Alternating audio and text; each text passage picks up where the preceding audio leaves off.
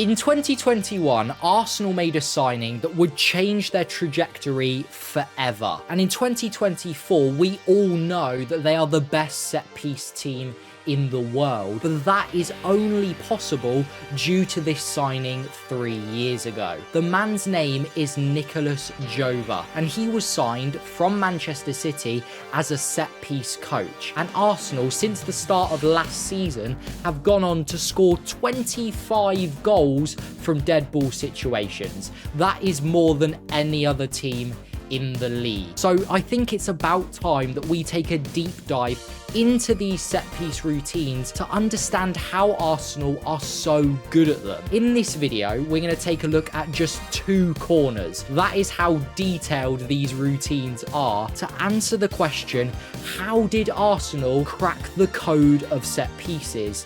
And why is the architect Nicolas Jover? Both of the corners we're going to look at today come from the same half in the same game, with Arsenal's 2-2 draw versus City at the Etihad. But before we look at any of the screenshots, we need to understand the philosophy that Nicolas Jover brings to these set pieces to score so many goals. Arsenal's philosophy to these corners is all about manipulating the opposition's marking systems so that they can create space, blocking potential defending pathways so that they can open up gaps for usually one man to run into and nod the ball home. But what if I told you that the man scoring the goal is not the most important player? Now we're going to use the first corner as a setup for the second one to understand the team's approach to the set piece. And looking at this screenshot, the big thing that stands out is the separation between the two teams. Arsenal have flooded that back post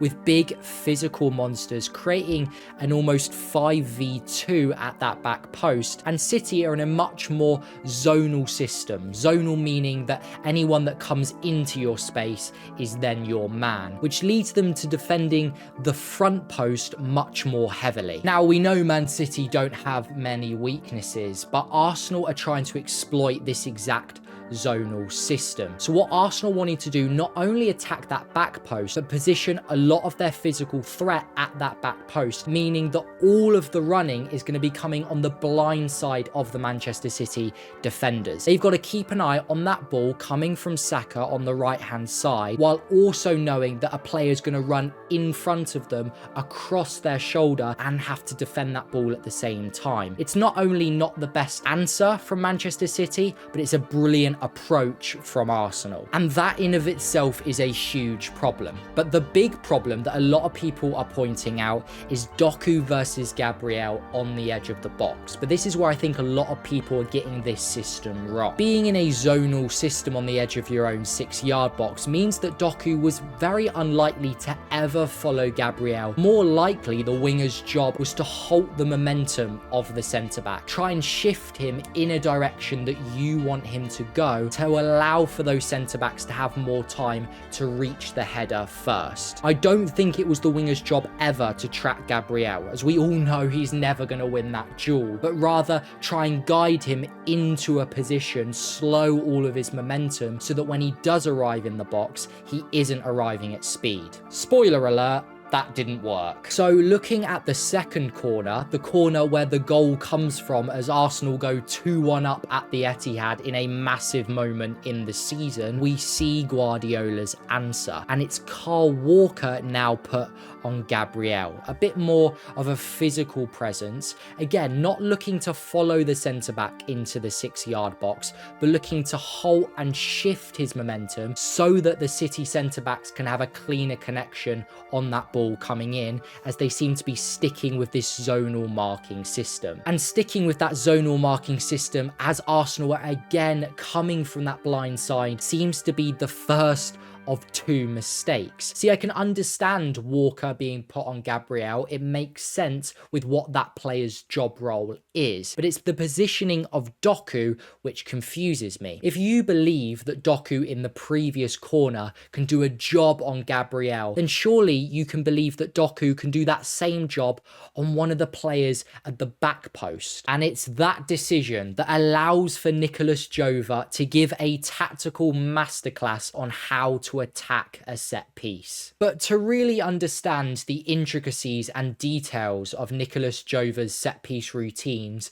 we almost need to narrow down our focus to individual players, as they each have very important roles. And it was Martinelli and Saliba's job to isolate the goalkeeper, a super important job, as any ball coming into the box, any self-respecting goalkeeper is looking to affect that ball, either catch it or punch it away. So it was those two players that had to affect the eyesight of the goalkeeper, but more importantly, restricting his movement. And it's the positioning of those two players which is really important to start with. They start deep and enter the goalkeeper's space, just giving him another thing to think about as that ball is in the air. Saliba steps across Ederson, trying to disrupt his eye line, who's looking at the ball, which naturally is going to cause the goalkeeper to try and take a step back away from the centre back to try and see that ball. And that's the importance of Martinelli's positioning. He gets touch tight to the back of Ederson, so as the goalkeeper attempts to step backwards, he knocks into Martinelli, and suddenly those two players have trapped, isolated the goalkeeper,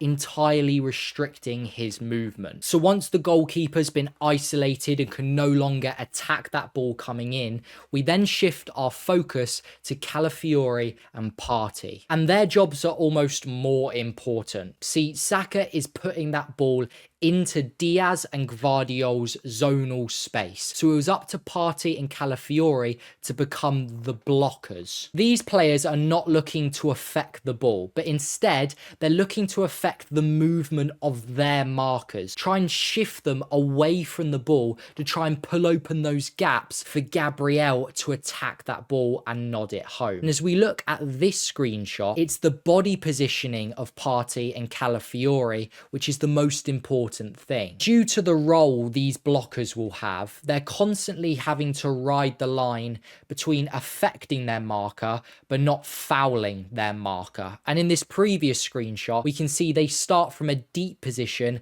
and enter their marker's space. So it's super easy to clatter into your defender, commit a foul, and you've wasted a set piece. That's why looking here, we can see both of those players, Calafiori and Partey, their shoulders pointing towards Gabriel, the man that they want to meet the ball. And it allows for them to use their backs to usher the two defenders away from the ball. Partey is looking to push Diaz into the momentum of the ball, so the ball travels over his head, and Calafiori slightly differently, just shifting Gvardiol further and further back, giving Gabriel more of a run to attack that ball and nod it home. So far we've got two players looking to restrict the movement of the goalkeeper, who's always looking to affect the ball. We've got two blockers on the two defenders in which the ball is entering their zone, trying to pull their movement away from the ball to open up that lane for Gabriel. But it's the movement of Havertz